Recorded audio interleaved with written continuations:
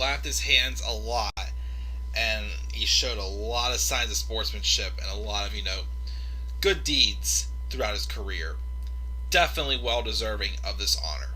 Few weeks late to talk about it, but what is going on, guys? This is the Club of the Man 1993, and I like to say my congratulations. Well, it's a few weeks late, of course, but to David Ortiz, Big Papi, one of the greatest clutch hitters of all time. Definitely in Red Sox history, but of all time, I throw it up there as well. A legend, in my opinion. Just an outstanding player. Was the only person elected into the 2022 National Baseball Hall of Fame, and he'll get his plaque in Cooperstown, which I went there this past October, and I definitely recommend checking it out. It is an awesome place to go to as well. Ortiz was on his first year on the ballot for the Hall of Fame, and he got in with 77.9% of the vote. 307 votes. I believe you have to have 296, I think, which would give you 75% of the vote. First, of course, let's talk about Ortiz himself, and just to share, his career. Ortiz was originally drafted in the early 90s, actually, by the Seattle Mariners. He was traded eventually to the Twins, where he spent the first 6 years of his career with the Minnesota Twins. And he seemed like he had some spurts at times where he showed some promising life, but he never really became like the solid, full-time player at first base, as he only played, over 100 games twice in his 6 years with the Twins, 130 in 2000 and 125 in 2002. But of course, his defense was struggling, and he wasn't really, hitting well against lefties. So he went back and forth with the minors in his 6 years with the Twins, and he did not get re-signed after 2002. He was good friends, though, with Hall of Famer Pedro Martinez, who knew Papi was a free agent, and he actually stuck his neck out for Big Papi to be signed by the Boston Red Sox, who needed a first baseman after they had moved on, I believe, from recently deceased Jeremy Giambi, who I will do a video about him really quick as well, further down the line. And at first, he did kind of the Red Sox were kind of feeling out who they need a new first baseman. They're trying to feel out who to put there at first base. Eventually, though, Ortiz won the job, as he had a really strong second half of the 2003 campaign. And then 2004, I think Papi became a prominent figure in baseball with that 2004 postseason that the Red Sox had. Even though at the time, of course, I was still new to baseball, didn't know too many players, and of course, I won't lie, I was rooting for the Yankees because my sister loved Derek Jeter, and I was still new to baseball at the time. I wish I would have had a lot more respect for Papi back then, though. As, of course, my first memory of David Ortiz, which I called him David Ortiz, but David Ortiz hit that walk-off home run against the Angels to advance the Red Sox to the ALDS, where they were down 4-0 to the Red Sox. Ortiz had 2 walk-off hits. I think it was a Game 4, he had a walk-off homer, and he had an RBI single to win Game 5. And he raked the ball. He was just on fire that postseason, which led the Red Sox to their first World Series victory since 1918, I believe it was. He led them there, and from there on out, he just became he was one the big star in Boston, with Manny Ramirez, of course, around, but he was definitely, the guy in Boston. He would go on to have several more, for the next couple of years, he remained hot as he had 40 homers the next 3 seasons, 41 in 2004, 47 in 2005, and a Red Sox record 54 home runs he hit in 2006.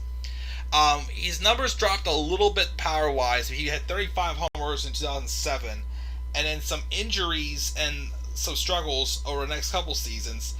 I remember there was a time where they thought that Papi was slowing down kind of early, and I was concerned as well. I remember there was a time it was like the first 2 months he was hitting like a buck 80 or something like that with just a couple of home runs, and people thought it could have been the end for Big Papi.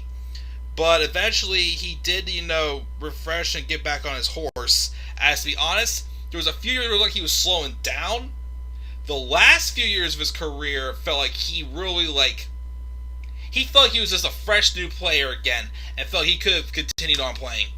Like, I'm serious. Like, after the final year he had in 2016, I was convinced that Papi probably could have kept going. You could not have convinced me Papi was done. Of course, in 2013, I believe it was, he had a clutch grand slam against the Tigers that kind of I viewed that home run as it basically just, set the momentum on the Red Sox straight to the World Series after that. But that grand slam, I think, was like a turning point for the Red Sox that postseason. And he continued to have solid campaigns. He won the Home Run Derby in 2010, I will say. He did win the Derby. He was an All-Star several times in his career.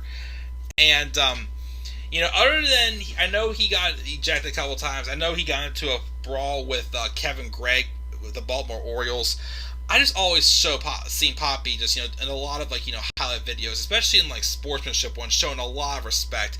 He definitely spoke out, in the whole Boston Strong thing years ago, when the incident with the Boston Marathon happened. There was a lot of videos where he was, always be, applauding, young talent, for, doing great things. Of course, some great catches, they would rob him, and he would, acknowledge them and whatnot. He definitely was a leader and also a great player. Again, that 2016 season, the guy hit 315, 38 home runs, I think 120 RBIs. He was back to his form 10 years ago.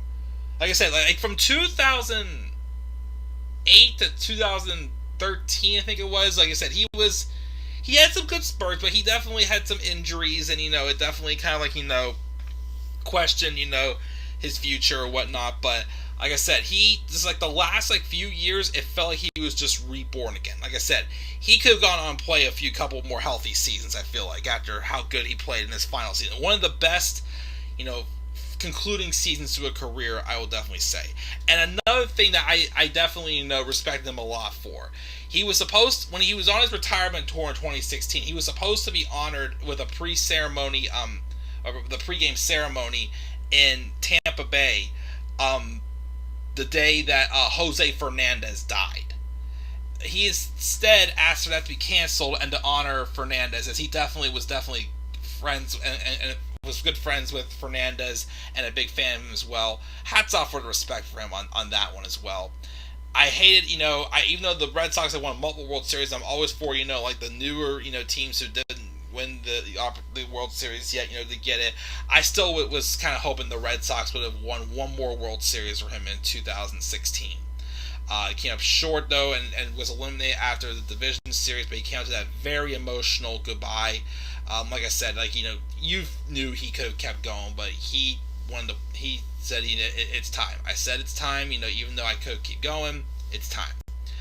Of course, he did reach the 500 mark also. He finished his career with 541 career home runs. He had a scary incident when he did get shot in the back, but he did survive that. It was a couple years ago, during his retirement. But I know a lot of people weren't sure about him getting into the Hall of Fame at first on the first ballot because of him being a designated hitter, which, only 77% of the vote kind of shows that people weren't, fully on board with it yet. But, like I said, I personally think he's one of the best designated hitters of all time. Next to Edgar Martinez, of course, he's right up there with him. Just again, the resume he wrote up, the postseason heroics, the clutch hits and everything. You could not have written this story. And like I said, he definitely didn't seem to have a much promising career this time with the Twins, even though it wasn't as bad as it looks. But he bounced back and forth between minors, and the Twins just gave up on him. But then Pedro Martinez, he stuck his neck out for Ortiz, and he landed him at his home as the Red Sox designated hitter. But I definitely agree that, the moment he retired, I'm he's going to be a first ballot Hall of Famer. and I'm glad he definitely got in on the first ballot.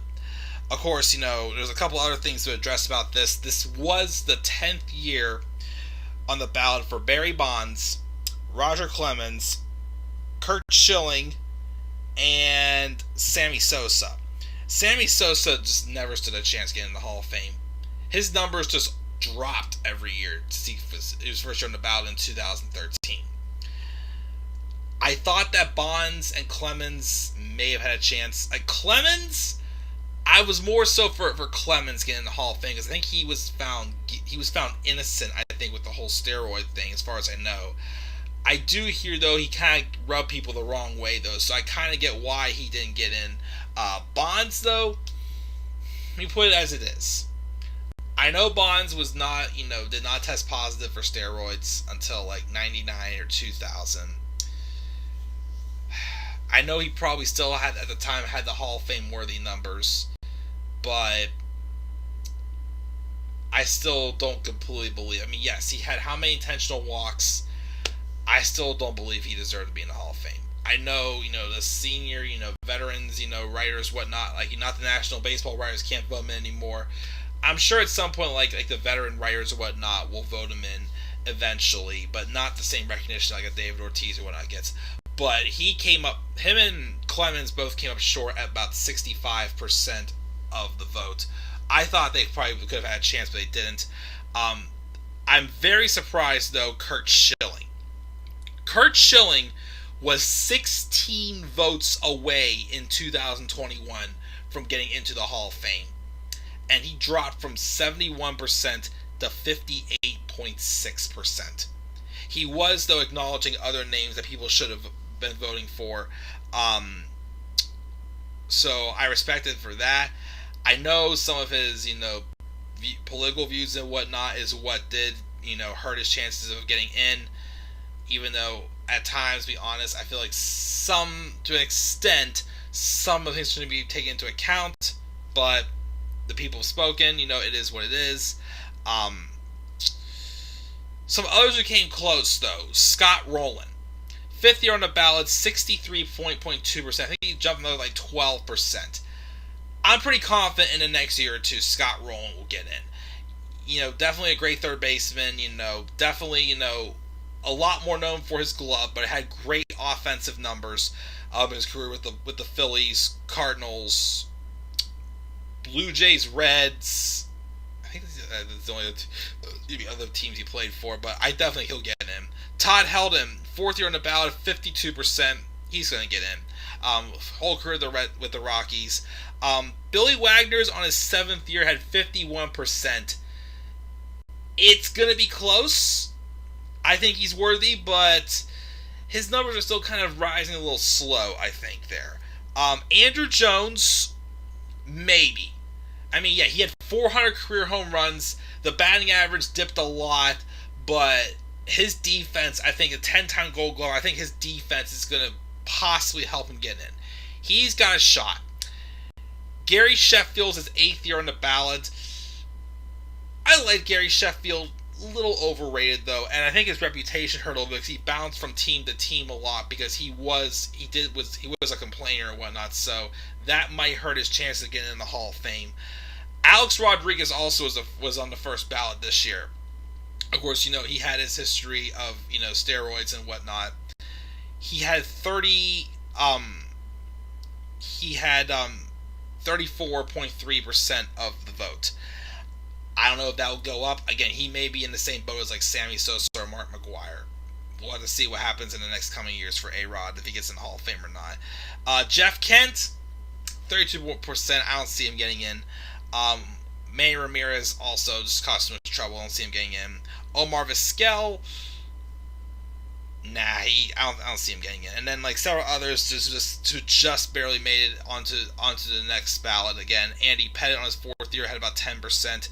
Jimmy Rollins, Bobby Abreu, Mark Burley, and Torrey Hunter, they all still got at least a 5% needed to stay on the ballot. But